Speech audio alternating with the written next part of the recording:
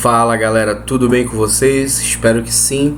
Aqui professor William Peixoto para mais uma videoaula com vocês.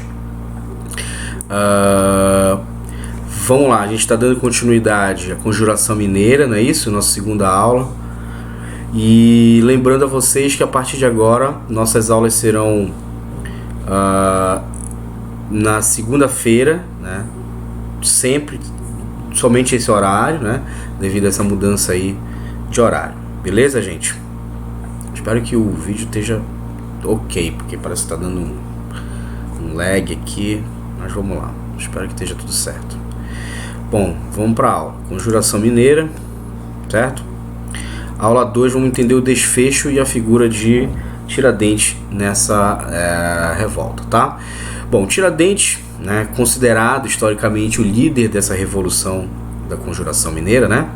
Joaquim José da Silva Xavier. Inclusive, semana passada nós tivemos o feriado, né, exatamente de Tiradentes, né? Não estudamos aí exatamente graças a esse belo rapaz aí que virou símbolo nacional, né, e feriado nacional.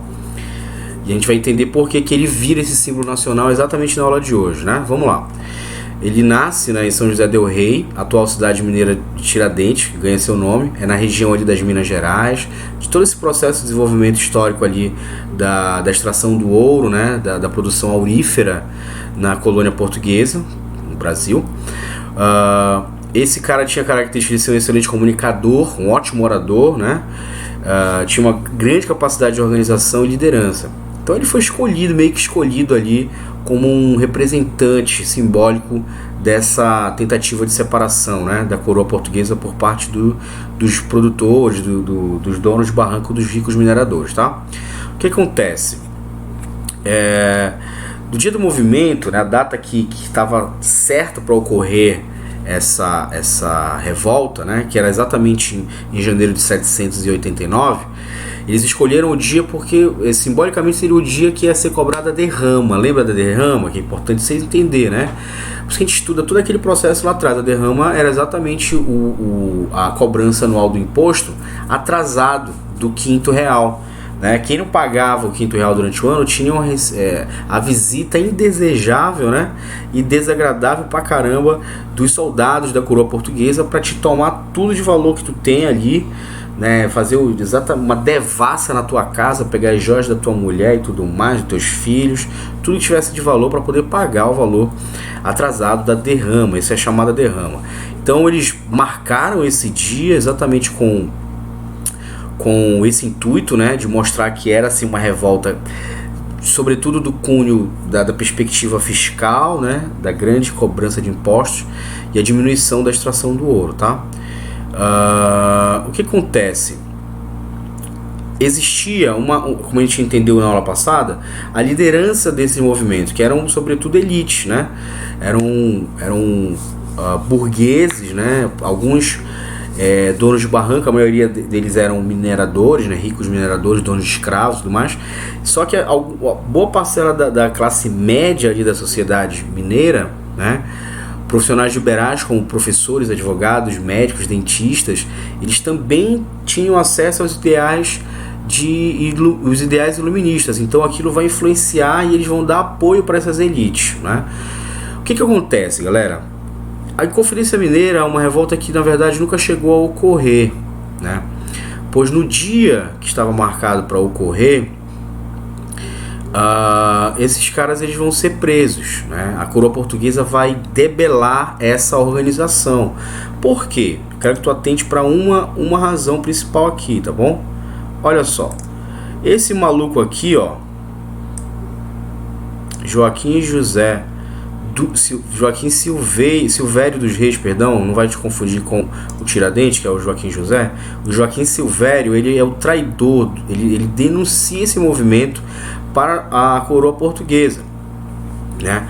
Em troca de quê? Em troca do perdão das suas dívidas. Esse cara, ele era um rico também, comerciante de ouro, dono de barrancos, né, de glebas, e que traz seus parceiros aí de elite, né, seus cúmplices dentro da conjuração. Ele denuncia, ele deleta, um delator, né? Em troca de quê? Se eu denunciar esse processo, eu vou ter minhas dívidas perdoadas, né, as dívidas que outros colegas também tinham, por isso eles queriam o fim dessa dominação, né, da coroa, e ainda iria receber em troca dinheiro, ouro, né, uma grande quantia de ouro aí da coroa portuguesa, por mostrar sua fidelidade ao rei, tá? O que acontece? O Tiradentes, ele tinha uma visão mais abrangente de todo esse processo. Ele queria que o processo se alastrasse e tinha plena consciência que, se fosse limitado somente às Minas Gerais, rápido a coroa portuguesa iria conseguir debelar, mesmo que eles, né, expusessem ali a sua revolta. Então ele vai até o Rio de Janeiro, que era, né, basicamente a capital agora da colônia, né, depois do processo de desenvolvimento do ouro, sai de Salvador, vai para o Rio, e ali ele em busca, né, de várias elites para poder apoiar, e fazer uma espécie de acordo ali, procurar apoio no Rio de Janeiro para a Inconfidência acontecer. Só que nesse processo, né, o Joaquim Silvério ele denuncia, e aí a coroa obriga ele a seguir, inclusive Tiradentes, ao Rio de Janeiro, para saber exatamente onde ele está e denunciar a sua localização lá no Rio de Janeiro. Então, na madrugada do dia em que estava marcado para acontecer isso, nessa revolta, a polícia, né, os soldados portugueses invadem as casas e prendem aí na calada da noite ainda, antes do amanhecer, esses líderes, né, revoltosos que foram delatados pelo traidor Joaquim de Silvério, beleza? Muitos desses inconfidentes, tá aqui, ó, vão ser presos, tá? E eles ganham a punição do degredo para a África, e outros pegam pena de prisão aqui mesmo, na colônia, certo? O que vai acontecer aqui nesse processo? A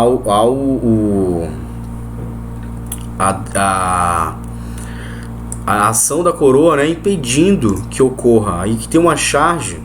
O governador mandou então suspender a derrama e prender os revoltosos. Ele sabe que aquilo ia acontecer no dia da derrama e fala assim: não, a gente não vai ter derrama hoje, a gente vai em busca desses líderes, né? E aí todo mundo começa a colocar, né, o Tiradentes como líder. Quem é o líder? Quem é o líder? Quem é o líder? É o tal do Tiradentes, tá? E aí ele fala: eu sou o Tiradentes aqui na charge. Então o cara ele não se nega, né, a assumir ali uma espécie de liderança. Agora, ele era de fato líder? Não. Como eu te falei, os principais idealizadores era a elite de um modo geral, como um todo, né? Porém, é o que eu quero que você entenda bem nessa aula de hoje. Nós vamos ter aí a figura do Tiradentes elencada, sobretudo porque ele não era ele não fazia parte das elites. Ele estava muito pelo contrário dentro daquela classe média, veja só você. Porém, como ele era um grande orador e era um aficionado, um fiel detentor das ideias iluministas, ele era uma espécie de unificador, uma espécie de inspirador para todos os outros. Ele estava fazendo parte desse movimento revoltoso de liberdade, né, contra a coroa portuguesa, por acreditar de fato nos ideais iluministas, né? Mais do que interesses econômicos, como era o caso das elites mineradoras. Eles estavam em busca ali, sobretudo, do fim, né, dos impostos, da dominação portuguesa, para eles poderem enriquecer de forma sem a intervenção do rei. Estavam em busca então do liberalismo econômico, como a gente viu na aula passada, em busca de uma república, né, enfim, da monarquia e tudo mais. Tranquilo? O que vai acontecer? O Tiradentes, né, ele era o quê? Um cara mestiço, olha só. Ele era pobre, era um grande orador, ou seja, falava muito. Ou seja, historicamente ele tinha um perfil adequado como bode expiatório. O que é isso? É o cara que todo mundo vai acusar como o líder. Não, foi ele que, né, levou a gente a fazer isso. Para te ter uma ideia, essa é uma informação muito importante dentro da história da Inconfidência. O Tiradentes foi o único deles condenado à morte. O único a ser executado foi ele. Todos os outros, como eram ricos barões, escravistas, donos de um plantel de escravos muito grande, né, nem sequer passaram muito tempo dentro da cadeia. Alguns outros que eram um pouco mais ligados aí dentro desse movimento, né, dos Inconfidentes, foram mandados para a África, foram para o degredo, chamado degredo, foram degredados, expulsos do Brasil para a colônia na África, a colônia portuguesa na África, o que era um horror, né, para um colono rico aqui no Brasil, tá? Mas o único a ser executado, a ser morto, foi exatamente Tiradentes. Por quê? Porque ele era o cara mais pobre. Ele era o mais humilde dentro dessa liderança, digamos assim, da Inconfidência Mineira. O cara serviu meio como bode expiatório. E quando foi questionado, ele não negou que ele estava lutando por os ideais de liberdade, igualdade e fraternidade dentro daquele pensamento burguês iluminista, não é isso? Então o cara foi o único, na verdade, a morrer, tá? Os principais mentores da Inconfidência Mineira, os membros das castas mais altas, ou seja, da elite, acabaram alguns morrendo na prisão, porque eram pessoas muito, já eram idosos, né? Pessoas da elite, acostumados com uma boa vida, na prisão não aguentaram, e outros foram exilados para a África. Tá? Com o levante fracassou, Tiradentes virou líder e Marte, mas a gente vai entender como é que ele é construído dessa maneira, tá? Se tivesse dado certo, provavelmente ele ficaria com as principais benesses do novo regime. Olha só. Tiradentes, herói da Inconfidência Mineira? É uma pergunta que eu te faço. Tiradentes é conhecido pra caramba, né, como líder de uma tentativa de liberdade do Brasil contra a coroa portuguesa, mas se bem que não é bem assim, né? Primeiro a gente tem que entender o seguinte, que a Inconfidência Mineira ela não representa uma tentativa de liberdade do Brasil como colônia. Ele não está pensando numa liberdade da colônia toda contra a coroa portuguesa. Não, eles estão tentando ali na região das Minas Gerais. Tá? Então não é um movimento expansionista nacional, digamos assim. Ele é localizado. Ele quer mudanças, ele quer modificações, ele quer separação da coroa portuguesa, mas, por exemplo, quer a manutenção ou continuação da escravidão. Então, os ideais, os intuitos dessa liderança ali, da elite mineradora, não era libertar a colônia toda, o norte, o sul, não. Era somente a região, tá? Então, por que a gente vê Tiradentes como um líder, como um símbolo da libertação nacional do Brasil contra a colônia, né? Contra a monarquia portuguesa? Porque ele foi construído assim muito tempo depois, na época da República, né? A partir do início do século XX, no primeiro modelo de política republicana, né, que a gente chama de política da República Velha, tá? Na República Velha, eles precisam criar símbolos nacionais para que o Brasil, agora esse novo país republicano, se sinta único, em que do norte ao sul, cada cidadão, cada indivíduo aqui residente possa se ver como brasileiro. Então, para isso, para surgir, para criar esse sinônimo de união, é necessário criar símbolos nacionais, que nós devamos todos eles a entender, conhecer e saber da importância deles para a formação, para a fundação de um país. É o caso do Tiradentes, que vai ser utilizado por esses primeiros republicanos como o líder, né, o símbolo da liberdade, da autonomia do Brasil como um país independente. Beleza? Então olha só, nessa imagem aqui a gente faz muita análise sobre ele dentro das imagens históricas. Olha só, esse quadro ele é de 1893, século XIX, muitos anos depois da própria existência de Tiradentes, da Inconfidência, né, que foi no século XVIII. Aqui no século XIX ele vai ser retratado Tiradentes, já com os ideais republicanos, os ideais de independência, né, republicana, de forma barbada, cabelos longos, né? Isso aqui é no dia do enforcamento dele, né? Olha só, é um padre, né, rogando pela vida daquele cara que era um herói, não sei o que não merecia morrer, mas injustamente foi morto, né, pela maldade da coroa portuguesa e tarará. Até o seu algoz, tá aqui, o carrasco, né, representado numa pessoa negra, ou seja, um escravo, chorando pela morte desse Tiradentes, né, que não merecia aquele fim, afinal de contas ele era um guerreiro nacional que lutou pela liberdade do Brasil, quando a gente sabe, na verdade, que não era bem assim, né? Aqui ele era representado até mesmo como um herói chorando sendo chorado, né, por um indivíduo negro, quando na verdade a gente não entendia dessa forma. A gente sabia que eles não estavam buscando ali a libertação, por exemplo, dos escravos, tá? Então, como o Tiradentes é representado nessa imagem? Qual é a imagem que o pintor queria passar na figura desse Tiradentes aí, né, penitente, morto por um Brasil, né? Por que Tiradentes então é considerado até hoje um herói nacional? São essas perguntas que eu quero que você entenda e é como é construído esses símbolos nacionais para criar identidades de um brasileiro, tá bom?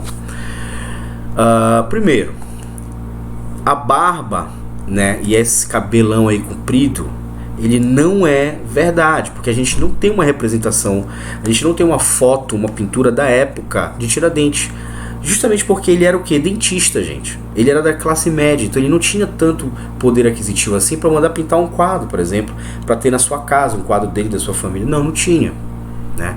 Ele não era um homem de posses para ter esse tipo de... Então a gente não conhece a figura dele de fato, como era a figura de Tiradentes. Isso aqui tudo é uma representação, assim como a outra tela, uma representação dos pintores do século XIX, final do século XIX, com os ideais republicanos tentando criar uma imagem aproximada de Tiradentes. E essa imagem barbuda, com cabelos longos, sempre linkada à religião, olha aqui, ela não é à toa.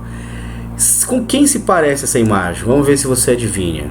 Olha só, essa aqui e essa aqui. Com quem esse cara se assemelha, esse tipo de visão?